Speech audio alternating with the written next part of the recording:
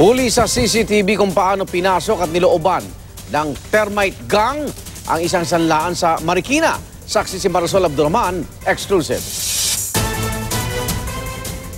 Parang mga anay na binutas ng mga magnanakaw ang lupa sa ilalim ng sanglaang ito sa Marikina. Ang mga tila anay, nakuhanan ding tila mga gagamba sa paggapang.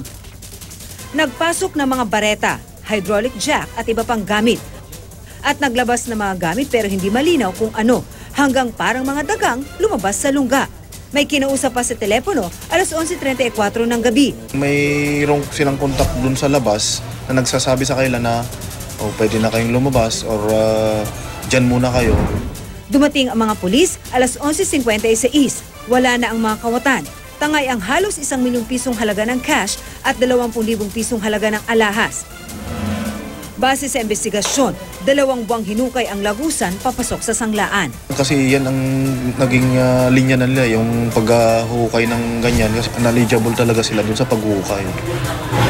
Specifically? Yung pagmimina. Patuloy ang pagtugis sa mga suspect. Ako si Marisol Abdurrahman, ang inyong saksi.